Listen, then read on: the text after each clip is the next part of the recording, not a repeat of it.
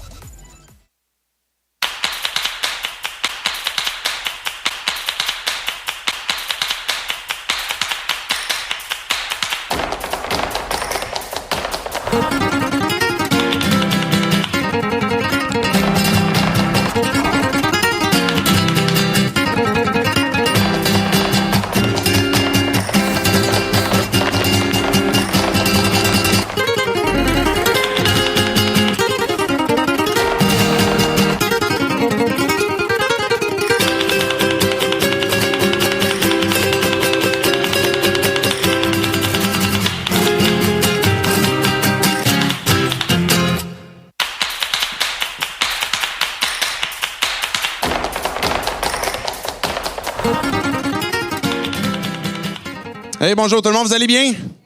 Oui, good, je m'appelle David, je suis le pasteur de l'Église. Bienvenue à l'Église, bienvenue à ceux qui nous suivent en direct ou en rediffusion. Vous avez vu ce nouveau vidéo qu'on a ce matin, qu'on commence en fait bientôt une nouvelle série. Ce matin, on n'est pas officiellement dans le lancement de cette série-là parce qu'on l'a annoncé pour le 8 avril. Mais ce matin, ce qu'on va faire, c'est qu'on va faire plutôt l'introduction de à quoi va ressembler cette série, à comment est-ce qu'on va tirer profit des différentes questions et comment est-ce qu'on va aborder ces questions-là aussi qu'on va avoir au travers la série. Donc, vous avez vu, il y a quelques dimanches où on va se poser des questions clés, par exemple, sur l'existence de Dieu, sur divers sujets, là, je les ai pas devant moi.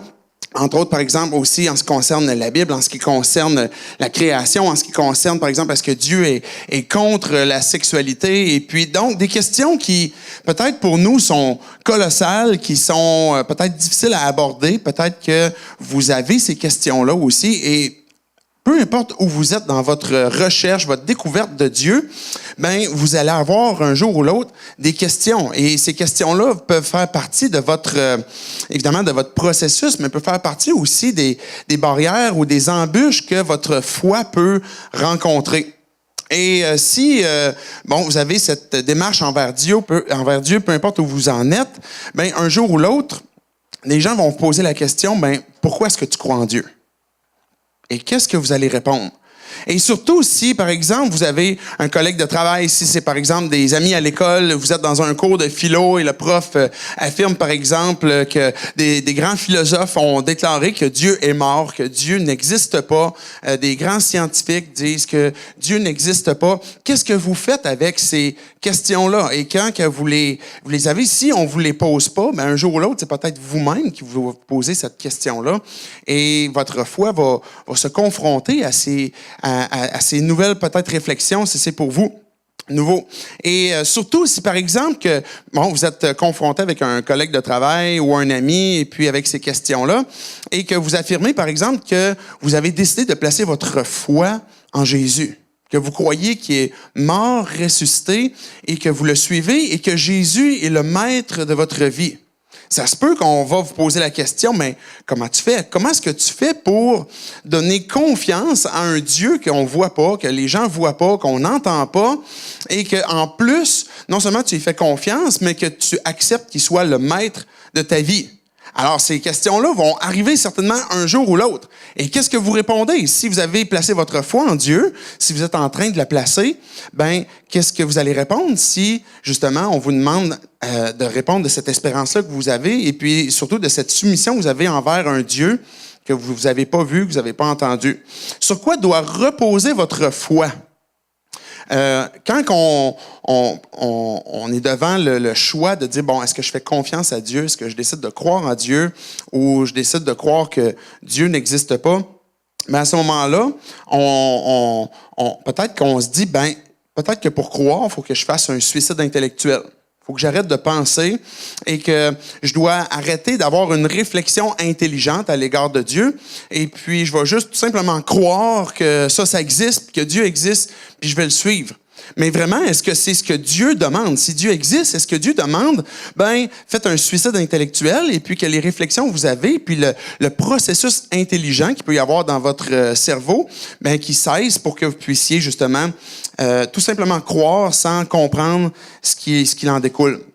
Donc, sur quoi doit reposer notre foi? Et si vous partagez votre foi avec quelqu'un et que vous ne pouvez pas, par exemple, expliquer pourquoi est-ce que vous croyez, ben, ça se peut que la personne avec qui vous partagez, ça va devenir difficile pour cette personne-là de croire, de faire confiance. Il y a un adage qui dit « Le cœur ne peut pas se réjouir de ce que la raison rejette ». Donc, le cœur voudrait se réjouir de l'existence de Dieu. On voudrait se réjouir du fait que ma vie appartient à Dieu, que Jésus est mort pour moi, puis etc. Mais que si ma raison le rejette, mon cœur va avoir de la difficulté à se réjouir de ça. Est-ce que vous me suivez? Donc, ce matin, ce que je veux faire à travers les questions que je suis en train de poser, c'est d'expliquer dans les grandes lignes, c'est quoi, ça consiste à quoi que d'expliquer sa foi.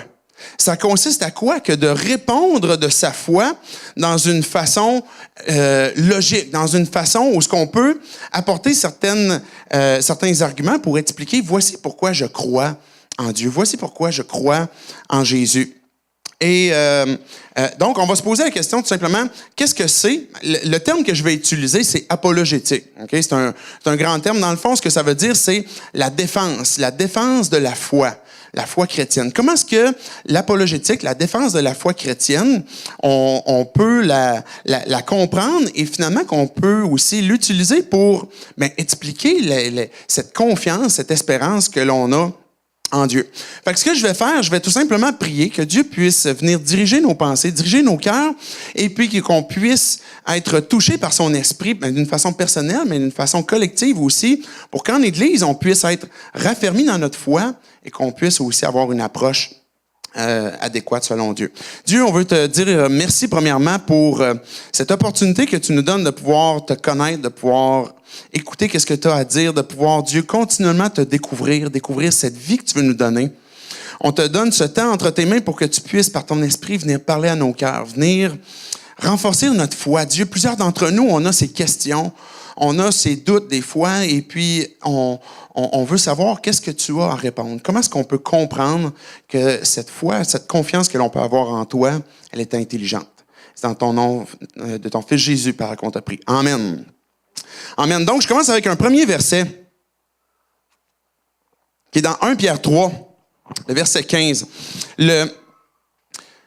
Le texte va parler, par exemple, c'est Pierre qui va dire au verset 15, « Mais respectez dans votre cœur la sainteté de Dieu, le Seigneur. Soyez toujours prêts à défendre l'espérance qui est en vous devant tous ceux qui en demandent raison. » Dieu, il nous dit en commençant, ayez cette capacité de répondre de votre foi. Soyez toujours prêts à répondre, à défendre, et c'est le mot encore de cette idée d'apologie, d'apologétique, de défendre sa foi devant quiconque vous demande de l'espérance qui est ancrée. Il y a un homme qui est un apologète, qui a écrit, qui a un blog, qui est encore très actif aujourd'hui, il s'appelle Ravi Zacharias, et puis qui est un énoncé de mission qui explique ce pourquoi son ministère existe, et ça dit aider le penseur à croire et le croyant à penser. Le penseur peut en venir à un point de dire, OK, je vais croire, et si vous êtes croyant, on a besoin de faire cet effort de penser. Voici pourquoi je crois. Sur quoi est appuyée ma foi? Sur quoi est appuyée ces convictions que j'ai à l'égard de Jésus, à l'égard de Dieu? Et les apologètes vont peut-être être issus de différents domaines, je vais le dire comme ça, par exemple du domaine scientifique, du domaine philosophique, et puis leur approche à l'égard de Dieu va va se faire sur ces plans-là, à l'extérieur même de ce que la Bible va pouvoir dire, dans le but de pouvoir utiliser des arguments extérieurs à ce que la Bible dit pour amener à pointer tranquillement vers Dieu. Et j'ai apporté une définition rapide de ce que c'est l'apologétique, puis après ça, on va voir un exemple. L'exemple de Paul qui, à un moment donné, a dû, lui, défendre sa foi, puis on va regarder brièvement comment est-ce qu'il s'y est pris pour qu'on puisse tirer profit. Donc, la définition qu'on pourrait dire de l'apologétique, c'est qu'elle a pour mission de donner une défense raisonnée du théisme chrétien à la lumière des objections soulevées contre elle. Donc, l'apologétique, c'est une défense si vous faites poser des questions, si vous avez des questions, mais comment est-ce qu'on peut finalement aborder ces objections-là et apporter certaines réponses contre les objections qui sont soulevées. Et la deuxième partie qui est d'offrir des évidences positives en sa faveur. Donc, il y a un élément de défense, mais il y a un élément aussi d'offensive ou de présenter des arguments qui expliquent, mais voici pourquoi est-ce qu'on croit que Dieu existe. Et cette approche-là, je peux dire, quand on est dans une apologétique où ce qu'on veut offrir des réflexions pour expliquer la foi chrétienne, mais on va utiliser ce qu'on appelle la théologie naturelle. J'espère que je ne vous perds pas avec tous ces mots-là. L'idée de théologie naturelle, c'est simple. On pourrait résumer dans deux grandes catégories les révélations que Dieu a données. La première des révélations, c'est qu'on est familier avec l'Église, c'est la Bible. On va l'appeler la révélation spéciale. Donc, on va regarder ce que la Bible dit. Mais en fait, la première révélation auquel on est exposé, auquel on est soumis, c'est la révélation générale. Comment est-ce que Dieu se révèle à travers la nature? Et même si vous êtes croyant, ça fait longtemps que vous êtes dans une église, vous êtes familier avec la Bible, bien, vous allez voir que même la Bible parle de la révélation générale. Par exemple, dans le psaume 119, va dire, vous regardez les astres, vous regardez le ciel, et les cieux racontent la gloire de Dieu. Et il y a plusieurs textes comme ça. Donc, la théologie naturelle, c'est d'apporter finalement les éléments qui sont dans la nature pour démontrer en quoi est-ce que ça pointe vers Dieu. Est-ce que vous me suivez? Et ça, c'est extrêmement important que de comprendre et d'être sensible et de savoir que Dieu nous parle. Vous allez sortir tantôt, vous allez aller à l'extérieur, et puis, je ne sais pas s'il va neiger, je vous le souhaite pas, je me le souhaite pas non plus. Vous entendez un petit peu mon rauque dans ma voix là, avec le rhume. Et vous allez voir que Dieu va vous prêcher. À travers les oiseaux qui vont être là, peut-être à travers la neige, peut-être à travers le soleil, la chaleur, à travers différentes choses. Donc ça, c'est la théologie naturelle. Dieu vous prêche continuellement, même à l'extérieur de ce que la Bible dit. Parce que Dieu se révèle dans cette révélation générale-là. Et l'apologétique culmine vers un objectif qui est de présenter Jésus. De présenter que Jésus puisse être le maître de nos vies, qui est mort, ressuscité pour nos vies. Mais souvent, l'apologétique va commencer bien avant ça. Donc, si même on a en vue que de dire, OK, ultimement, pour avoir la vie éternelle, pour découvrir pleinement la vie, c'est de placer ma foi en Jésus, mais l'apologétique, tu dois souvent reculer en arrière pour expliquer certaines croyances que l'on a. Si, par exemple, vous avez un ami à l'école, au travail, puis que vous dites, ben moi, j'ai décidé de placer ma foi en Jésus, il est mort ressuscité pour moi, et puis il est le maître de ma vie. Et là, vous lui exposez ça et en lui lançant l'idée comme quoi qu'il devrait lui aussi faire confiance à Jésus, mais ça se peut qu'il va vous dire, ben je crois même pas que Jésus a existé. Et le Jésus que tu me parles, qui est mort ressuscité, ben c'est celui qui est décrit dans la Bible. Puis je crois pas que la Bible est fiable. Et peut-être qu'il va dire, ben en fait, même encore plus que ça, parce que je crois pas à l'existence de Dieu. Donc, on doit reculer finalement que si je crois en Jésus, c'est parce que je crois aussi à la Bible, puis si je crois à la Bible, mais c'est aussi que je crois au Dieu de la Bible, à l'existence de Dieu. Donc, quand on va exposer notre foi, quand on va répondre de notre foi, ben des fois, on va avoir à reculer plus loin pour expliquer à travers la théologie naturelle, mais voici pourquoi est-ce que je crois que Dieu existe. Voici comment est-ce que je peux apporter certaines réflexions de ce que je peux voir à travers cette théologie naturelle-là. Paul va en parler, on va regarder dans Acte 17, juste avant qu'on voit cet exemple-là. Dans Romains 1, puis là, je n'ai pas apporté le texte, mais je vous invite tout simplement à le noter, puis vous pourrez aller relire chez vous. Romains 1 dit que Dieu se révèle, que Dieu se révèle à chacun d'entre nous. Et même ceux qui n'ont pas la Bible entre les mains, ce que Dieu dit, c'est que ce qu'on peut connaître de Dieu, ce qu'on peut savoir de Dieu, Dieu le révèle. Et il va même parler des perfections invisibles de Dieu, la puissance éternelle et la divinité. Et ces choses-là sont perceptibles, on peut les voir, on peut les apprécier dans ce j'appelais tantôt la théologie naturelle, dans la révélation générale. Donc, on peut apprendre à connaître Dieu, même sa puissance, sa divinité, ses perfections, à travers la création. Et donc, commençons dans Acte 17. À un moment donné, Paul, qui est un apôtre, qui parle de sa foi aux gens, qui parle de comment finalement tourner leur vie vers Jésus, arrive dans une ville qui est un berceau de philosophes, Athènes. Et déjà à l'époque, à Athènes, il y avait déjà plusieurs maîtres penseurs, poètes qui existaient à l'époque. Il y avait des stoïciens, il y avait des épicuriens. C'était plus que du monde qui aimait bien manger, là, les épicuriens. Et il y avait toutes sortes de penseurs comme ça qui existaient. Et les gens à Athènes aimaient entendre ces choses-là, aimaient philosopher, aimaient entendre les différentes réflexions, différents poèmes. Et là, Paul arrive à Athènes, et puis commence à partager sa foi. Et là, il y a des gens qui l'entendent puis qui disent, mais là, Paul, tu dis des choses bizarres. Parce que nous, on n'est pas familiers avec ce que tu racontes. Nous, eux autres, c'est des Grecs, c'est pas des Juifs, ils sont pas familiers avec la loi de Moïse, avec la Bible de l'époque, c'était l'Ancien Testament que l'on a aujourd'hui, là. Fait que Paul, il aurait pas arrivé avec son Ancien Testament et il ne pouvait pas faire ça. Parce que les gens, c'était des Grecs. Et ils n'avaient pas pour référence la Bible. Donc, on arrive dans Acte 17 où ce que ces gens-là vont dire, OK, Paul, viens nous parler de ton Dieu, viens nous parler de qui il est, puis nous expliquer, c'est quoi que tu es en train d'enseigner comme nouvel enseignement. Donc, on arrive dans Acte 17, le verset 22. Là, je peux pas voir avec vous autres si on est rendu, mais je pense que oui. On va dire que oui. On va avancer par la foi. Athéniens, je vous trouve à tout point de vue extrêmement religieux. En effet, en parcourant votre ville, en examinant les objets de votre culte, j'ai même découvert un autel avec une inscription « à un Dieu inconnu ». Et celui que vous révérez sans le connaître, c'est celui que je vous annonce. On arrête là pour l'instant. Paul, il est pas en train de créer un clivage. Il n'est pas en train de créer comme, OK, là, c'est moi contre vous, et puis je vais vous apprendre, je vais vous enseigner c'est quoi. Paul n'est pas en train de chercher à se distancer, mais il va relever plutôt cette démarche d'un sens positif pour dire, vous êtes à la recherche, vous êtes dans une quête spirituelle.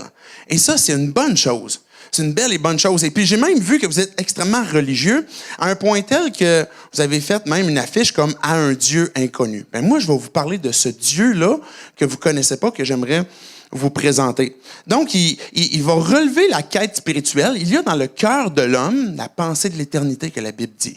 Et c'est un peu ce que Paul va aller relever chez les gens.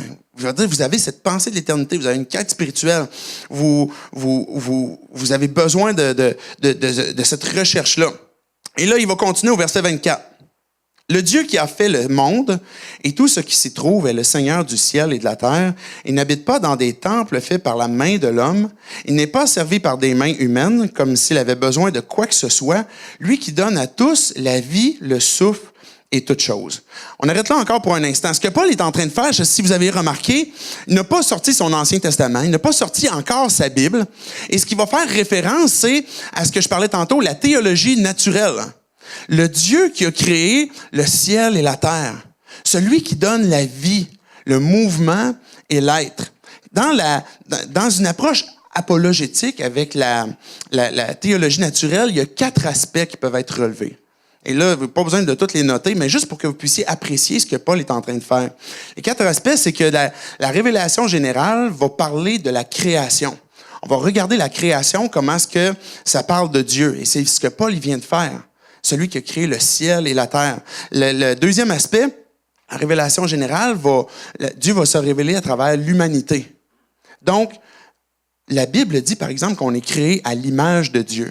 Donc, il y a dans l'humanité un aspect de Dieu que l'on peut découvrir, que l'on peut apprécier. Un troisième aspect, c'est la révélation de la providence. Comment est-ce que Dieu pourvoit, par exemple, à ce que l'on peut manger, au plaisir qu'on peut avoir. Dans un autre texte de Acte 14, Paul il va dire, « Ce Dieu que je vous parle, c'est celui qui vous donne même la joie. » Ce Dieu qui vous donne même les moissons, ce Dieu qui vous donne la pluie. Puis à l'époque, c'était quand même bon d'avoir de la pluie, surtout si tu avais besoin des champs qui allaient pousser un peu. Donc, la providence, comment est-ce que Dieu la pourvoit et qu'elle se renouvelle continuellement, révèle Dieu. Et le quatrième aspect, c'est la révélation à travers l'histoire des peuples. Que même à travers l'histoire des peuples, on peut voir comment est-ce qu'il y a des dénominateurs communs qui pointent vers Dieu. Par exemple, en ce qui concerne la morale. Même si on parle des peuples, même au sens contemporain aujourd'hui, on peut voir qu'il y a plusieurs peuples sur la terre qui ont ce même désir et cette même aspiration, par exemple, à la dignité humaine. Donc, plusieurs peuples vont dire, on n'accepte pas qu'il y ait des viols, ou qu'il y ait des meurtres, ou qu'il y ait ces différentes choses qui soient immorales. Donc, ce que Paul est en train de faire dans la deuxième partie que j'ai lue, il va faire référence au fait que Dieu a créé et qu'on peut contempler, on peut regarder ce que Dieu fait. Et je poursuis à partir du verset 26. Il a fait en sorte que tous les peuples, issus d'un seul homme, habitent sur toute la surface de la terre. Et il a déterminé la durée des temps et les limites de leur habitation. Il a voulu qu'ils cherchent... Vous sentez ma voix décliner, là? OK, verset 27. Et là, dans le verset 26, là, ce qu'on vient de voir, là, c'est justement comment est-ce que Dieu s'est révélé à travers l'histoire des peuples. C'est ça que je mentionnais tantôt. Il va parler des différents peuples, comment est-ce que Dieu a déterminé, par exemple, la durée, leur lieu d'habitation. Verset 27, il a voulu qu'ils cherchent le Seigneur et qu'ils s'efforcent de le trouver en tâtonnant, bien qu'il ne soit pas loin de chacun de nous. En effet, c'est en lui que nous avons la vie, le mouvement et l'être. Et là, regardez bien ce que Paul va faire. Comme l'ont aussi dit quelques-uns de vos poètes, nous sommes aussi de sa race. Ainsi donc, puisque nous sommes de la race de Dieu, ne devons-nous pas croire que la divinité ressemble à de l'or, ou à de l'argent, ou à de la pierre, sculptée par l'art et l'imagination de l'être humain? Et ce n'est pas le cas. Ce que Paul est en train de dire, c'est que Dieu a déterminé, par exemple, les peuples. On peut regarder à travers l'histoire comment est-ce que Dieu est intervenu, mais il va faire référence aussi à un philosophe. Faire référence à ce que les gens sont habitués d'entendre. Vous avez un poète qui dit « on est de sa race ». Et justement, Dieu, dans la révélation générale, parle qu'on est à son image. Et c'est vrai, ce poète-là que vous connaissez, que vous entendez, que Paul est en train de citer, il a dit vrai. Et vous êtes de sa race. Et si on est de sa race, donc Dieu n'est pas d'or, d'argent, de pierre, ou il n'est pas, il va vivre dans un temple même qu'on va lui construire. Il est la source de la vie et puis il est intéressé dans une relation. Donc Paul est en train de relever que Dieu est relationnel, que Dieu se révèle à travers les peuples, à travers la vie, le mouvement et l'être, à travers même les poètes que vous avez, les philosophes ont même reconnu qu'on est de la race de Dieu, donc on est relationnel. Et il va terminer avec le verset 30. Et c'est là qu'il va culminer, j'expliquais tantôt dans l'apologie, dans l'apologétique, il va expliquer tranquillement pour en venir finalement au point de parler de Jésus. Sans tenir compte des temps d'ignorance, Dieu annonce maintenant à tous les êtres humains, partout où ils se trouvent, qu'ils doivent changer d'attitude. Parce qu'il a fixé un jour où il jugera le monde avec justice par l'homme qu'il a désigné. Il en a donné à tous une preuve certaine en le ressuscitant. Et c'est là que les Athéniens s'atteignirent, qui ont arrêté d'entendre, d'écouter ce que Paul avait à dire, parce qu'ils ne croyaient pas à la résurrection.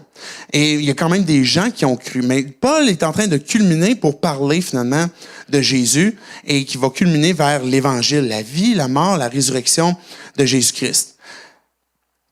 Voici comment est-ce que Paul s'y est pris.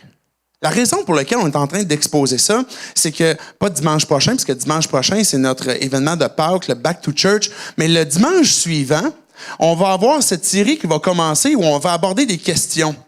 Et on veut que les gens qui ne sont pas familiers avec l'Église, on veut que les gens qui peut-être suivent et puis qui sont pas familiers avec la Bible et ce que la Bible dit, puissent commencer à trouver des réponses à leurs questions. Et c'est sûr qu'on va utiliser la Bible, on va utiliser ce que la Bible dit, mais à travers cette série-là, on va devoir aussi apporter certains éléments de la théologie naturelle. Comment est-ce que Dieu se révèle à travers la nature? Comment est-ce que Dieu se révèle même à travers certains scientifiques ou philosophes pour expliquer qui est Dieu et comment est-ce qu'on peut avoir une foi qui se défend et qui est intelligente pour qu'on puisse dire ultimement, OK, je crois à la Bible et je crois que Jésus est digne d'être le maître de ma vie. Peut-être que quelqu'un pourrait dire, oui, mais l'apologétique, c'est pas nécessaire. Moi, je suis croyant, ça fait longtemps que j'ai placé ma foi en Dieu et je crois que ce que Dieu va faire, c'est tout simplement utiliser la Bible qui est assez puissante pour transformer la vie des gens. Et c'est vrai que Dieu peut faire ça. Mais est-ce que ça veut dire qu'on ne devrait pas pour autant prendre le temps d'expliquer notre foi? Peut-être que vous allez dire, OK, oui, la Bible va tout simplement convaincre les gens, ou peut-être il y a aussi une autre pensée qui est, les miracles vont convaincre les gens. Et ça, c'est vrai aussi.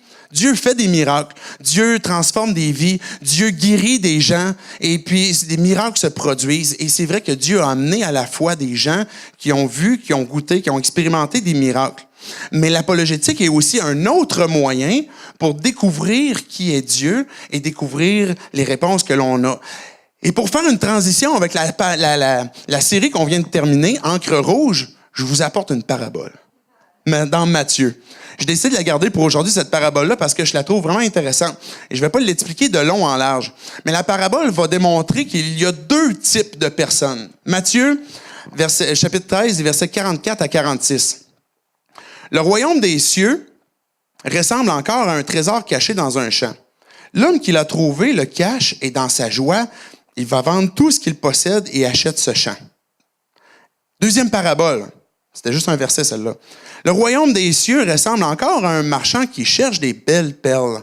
Lorsqu'il a trouvé une perle de grande valeur, il est allé vendre tout ce qu'il possédait et il l'a acheté. Quels sont les deux types de personnes qu'on trouve dans cette parabole-là? Le trouveur de trésors puis le chercheur de perles. Ça veut dire quoi, ça, Jésus, pour nous aujourd'hui? Je crois que Jésus est en train de démontrer que le royaume, l'Évangile, se présente à nous et on peut avoir deux types de réponses. Le gars qui est dans un champ sous-entend qu'il a trouvé le trésor, il est tombé dessus, un peu comme par hasard, où le trésor s'est manifesté, il l'a vu, puis il est comme « Hey, wow, c'est génial ça! » Puis il a décidé d'aller vendre tout ce qu'il a pour pouvoir acheter le champ dans le but d'acquérir le trésor. Donc, c'est un peu comme si l'Évangile vous est parvenu, vous est venu, vous avez accepté simplement, vous n'étiez pas à sa recherche et vous avez dit « Oui, moi, je crois ça, là. Je veux vivre ça. Je veux que ça soit vrai pour ma vie, là. » Mais la deuxième parabole va parler du marchand. Celui qui cherche. Et ça dit qu'il cherche pour trouver la perle précieuse. Et celui qui cherche, il est dans une démarche d'analyse, de compréhension. Il regarde les différentes perles. Il regarde c'est quoi qui a de la valeur puis c'est quoi qui en a pas de valeur. Est-ce que vous me suivez? Donc, il y a de ces gens que moi, je m'identifie, que j'ai besoin de chercher, j'ai besoin de comprendre, j'ai besoin de... Et peut-être que l'Évangile, pour vous, c'est la même chose aussi. Vous voulez comprendre, OK, là, tu me parles de ta foi, mais je veux comprendre pourquoi. Et je vais chercher, je veux avoir cette démarche de pourquoi est-ce que tu dis que toi, la perle que tu dis avoir trouvée, elle est de grande valeur. Et c'est la raison pour laquelle on va prendre le temps d'expliquer. Et que oui, tantôt je disais peut-être qu'on va croire que, OK, Dieu est suffisant à travers sa parole pour convaincre les gens. Oui, c'est vrai. Et peut-être qu'un miracle, par exemple, va t'amener à t'ouvrir ta foi sur Dieu. Oui, c'est vrai. Mais aussi, il y a ce type de démarche qu'on peut avoir et que je crois que beaucoup au Québec, les gens sont caractérisés par ça. On est caractérisés par ce désir de comprendre et de rechercher, mais qu'il faut aussi accompagner et être capable de, comme ce que Pierre disait dans le tout premier verset que je lisais, être capable de soyez toujours prêts de répondre de votre foi, de votre espérance, devant quiconque vous demande « Mais pourquoi tu crois ça? » Est-ce que vous êtes prêts? Est-ce que vous avez cette compréhension de sur quoi repose votre foi? Paul, il disait, je l'ai cité dans Acte 17, mais je vais juste faire deux autres citations rapidement. Ça dit que, par exemple, Paul s'efforçait de partager et d'expliquer. Il restait 3 mois dans une place, puis il s'efforçait de convaincre les gens, pour leur expliquer tranquillement ce pourquoi ils pouvaient croire. Un autre texte, Acte 28, par exemple, ce que je viens de vous citer, c'est Acte 19, 8. Et Acte 28, en cherchant par la loi de Moïse, il a utilisé la loi, par exemple, il cherchait aussi à persuader les gens.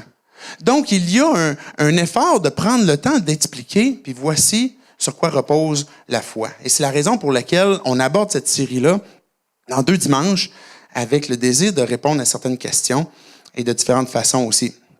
Donc, 1 Pierre 3, je termine le verset 16. On a une formule un petit peu plus écourtée ce matin pour qu'on puisse aussi passer du temps ensemble avec le dîner connexion qui s'approche. Je vais inviter les musiciens à s'avancer. Et je vais terminer le verset 16 qu'on a vu tantôt dans 1 Pierre 3. Le verset 16 dit « Mais faites-le avec douceur et respect, en gardant une bonne conscience. » Donc, cette idée de partager sa foi, d'être toujours prêt à répondre de sa foi, ça se fait dans une attitude qui est douceur et respect. Je ne sais pas si vous avez déjà eu l'occasion d'expliquer pourquoi vous croyez, mais le piège sur lequel il ne faut pas tomber, c'est dans une argumentation. C'est de chercher à gagner, de chercher à comme « c'est moi qui est vrai ». Et de démontrer une forme d'arrogance. Et Pierre, il dit « Soyez toujours prêts de défendre votre foi, mais souvenez-vous avec quelle attitude? Avec douceur et respect. Et en gardant une bonne conscience aussi. Ça ne deviendra jamais un argument qui va nous amener à pécher. Puis ultimement, le péché va se manifester par un manque d'amour. Et c'est de ça qu'on veut se garder. Quand on veut être prêt à défendre notre foi, être prêt à expliquer que ce en quoi je crois fait du sens, ça peut être intelligent. Je vais t'expliquer pourquoi. Mais de garder une forme d'humilité, une forme de respect, une forme de douceur aussi. Il y a une petite vidéo, je vous le présenterai pas, je l'avais apporté. Mais il y avait un papa qui s'apprête à sauter en bungee dans le vide avec un de ses enfants sur le dos. Et puis, qu'est-ce qui emmène une personne à sauter dans le vide comme ça? Avoir suffisamment confiance pour sauter dans le vide. Et en plus, avec son enfant qui avait l'air d'avoir genre 7-8 ans sur son dos. Alors, le père, il était vraiment baraqué. Là. Si vous voyez ça, ça circule un petit peu sur Facebook. Là. Il était vraiment baraqué. Là. Mais quand même, t'as beau être grand et musclé, là, se jeter dans le vide, là, ça va pas te sauver la vie. Là. En plus avec ton enfant. Mais qu'est-ce qui fait que, oui, OK, je suis prêt à sauter. Oui, je suis prêt à y aller, puis même avec mon enfant dans mon dos. Mais est-ce que ça veut dire que j'ai absolument certain sur tout? Peut-être pas. J'ai peut-être pas regardé toutes les coutures. Mais j'ai suffisamment de confiance. Es-tu en train de dérouler, finalement, la vidéo? Ah, elle est en train de rouler, c'est pour ça que vous m'écoutez plus, là, hein? C'était ça la technique, mais avec les écrans devant moi. Et, mais là, vous le voyez, le gars, là, la vidéo est vraiment hyper pixelisée, là. Je sais pas si vous voyez bien. Hein. Mais il s'apprête à sauter. Et puis, j'imagine qu'il a dû avoir confiance en cette compagnie-là qui ont vendu son billet, qui avait confiance au harnais qui attachait son enfant, qui avait confiance à l'élastique qu'il tient, qui avait confiance aux gens qui étaient là pour le guider. S'il n'avait pas examiné 100% des coutures, je suis convaincu qu'il y avait un 100% de confiance pour dire « OK, j'ai suffisamment d'éléments pour croire que je peux faire confiance et puis je peux me jeter dans le vide. » Même avec mon enfant. 1, 2, 3.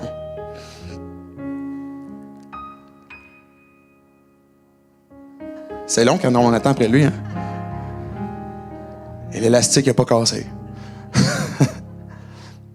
Et c'est la même chose avec Dieu. Il y a un élément semblable dans notre foi où c'est certain qu'il y a un élément de confiance, c'est certain qu'il y a un élément de foi, c'est certain qu'il y a quelque chose que j'ai pas encore complètement expérimenté. Mais la foi, si tu as décidé de placer ta foi en Jésus, elle est suffisamment intelligente, elle est suffisamment capable d'être expliquée pour que je saute puis je fais confiance que Dieu m'aime, que Dieu cherche une relation avec moi, que Jésus est mort pour mes péchés. Et c'est cette confiance-là qu'on veut partager, cette foi-là qu'on veut partager, mais comme je disais tantôt, avec respect et douceur, avec humilité, sachant que nul ne cherche Dieu Et ça, c'était moi, là, c'était moi. Et même encore, puisque je donnais ma vie à Jésus, il y a même des fois dans ma vie où je le cherche pas encore. Et c'est lui qui me poursuit. Et si on est tous comme ça, je peux pas créer un clivage et commencer à dire que les gens sont moins bons que moi parce que je crois. Mais il y a cet élément comme quoi que je vais avoir cette humilité que Dieu s'est révélé à moi et que je peux partager maintenant, voici pourquoi je crois. Et d'avoir une écoute aussi qui implique une humilité. De dire, je vais prendre le temps d'écouter les questions parce que ça va peut-être m'aider à comprendre pourquoi cette personne-là a ces questions-là. C'est quoi les barrières? Les questions qu'on va aborder dans la série sont les principales questions que l'on a au Québec par rapport à Dieu, qui sont des barrières qui nous empêchent de croire en Dieu. Puis, de pouvoir y répondre et d'écouter aussi pourquoi ces questions-là existent, nous permettent d'avoir une approche aussi appropriée en fonction de la recherche que l'on a. L'humilité, et que ultimement, c'est Dieu qui va convaincre.